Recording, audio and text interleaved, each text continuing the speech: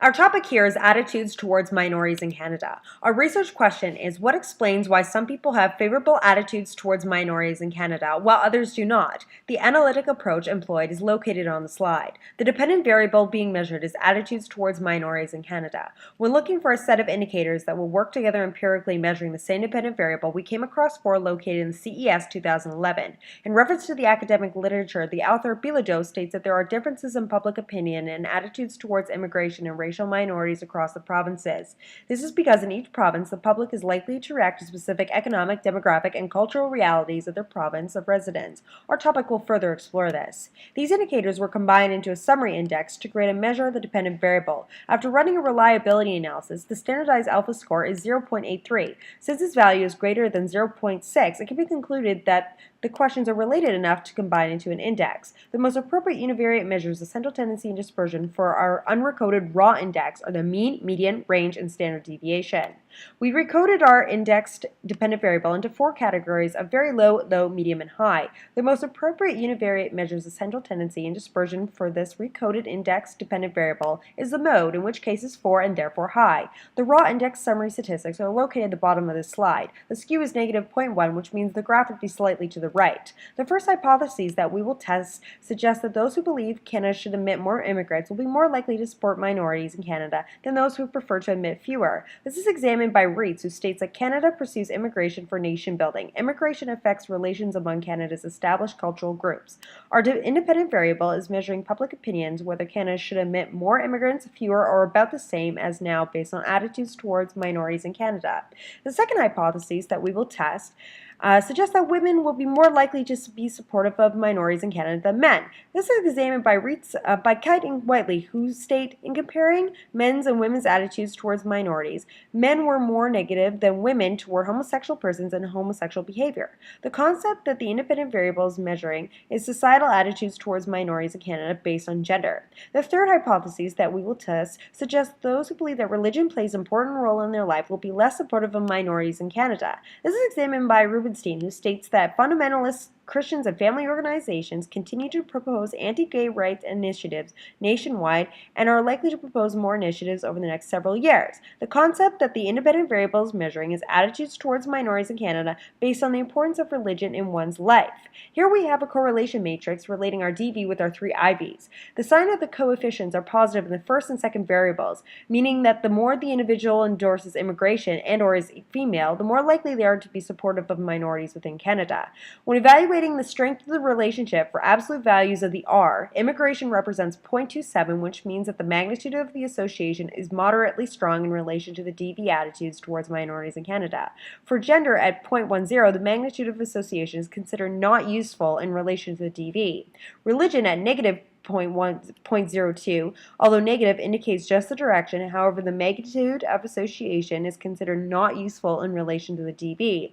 Although we had predicted all three IVs as being effective and useful ways to understand the association, the results have concluded differently for the second and third IVs. The immigration and gender correlation coefficients have a p-value of less than 0.05, so this means that those are statistically significant, whereas the religion correlation coefficient has a p-value of more than 0.05 and thus is not statistically significant. Here we have our multiple regression table relating our DV with our three IVs. The adjusted R-square represents 10.8% of explained variance in the dependent variable. Since we have a highly significant F value, this concludes that the differences in the sample are highly representative of the population and are not likely due to chance. The unstandardized B values indicate the direction and number of units as coded of the change in the DV due to a 1 unit change in each IV. The results show that attitudes towards minorities in Canada depend in part on whether Canadians feel we should admit more immigrants. When looking at the comparative standardized regression coefficient beta, the beta values show us that immigration has the strongest positive correlation followed by gender, which is also positive. This means that immigration and gender positively affect the regression equation and in turn affects the accepting attitudes towards minorities in Canada. Religion has a negative effect on attitudes towards minorities in Canada. Therefore, the best predictor of attitudes towards minorities in Canada is the immigration indicator, since it has the highest beta value. Two of the independent variables, immigrants and gender, are statistically significant, while the last IV is not statistically significant because the relationship failed to reach the threshold of 0.05, and therefore The coefficient received no stars. The constant indicates the value of A in the regression equation. The regression equation is located at the bottom of the slide. This equation can be used to identify attitudes towards minorities in Canada for different combinations of values of the independent variables. The tolerance level is 1.0. All three IVs range from 0.96, 0.97, and 0.99. We can conclude that these variables are unrelated to each other and are not collinearly measuring the same value. Hypothesis 1, according to the correlation matrix and regression table, immigration has a strong relation to the DV and has a strong positive correlation. Therefore, those who believe Canada should admit more immigrants are more likely to support minorities in Canada. Hypothesis 2, according to correlation matrix and the regression table, our data does not show a clear relationship between the attitudes towards minorities in Canada based on gender. It is neither really supporting or rejecting our hypothesis or literature. As a result, gender is not the ideal way to measure attitudes with regards to analyzing our DV. Hypothesis 3. According to the correlation matrix and regression table, religion has a negative direction and does not have a useful relation to the DV. It is also not statistically significant. This does not support our hypothesis, and attitudes towards minorities is affected by religion. There are important variations in views towards immigration and racial minorities across Canadian provinces within the native-born white Canadian population. We looked at three IVs that could shape provincial public opinion on these matters. In sum, gender and religion cannot fully explain why some people have favorable attitudes towards minorities in Canada.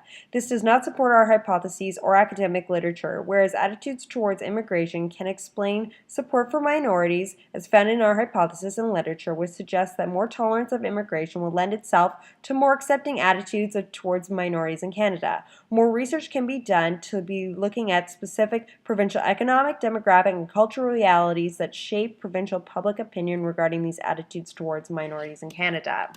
Appendix, syntax for correlation, syntax for multiple regression.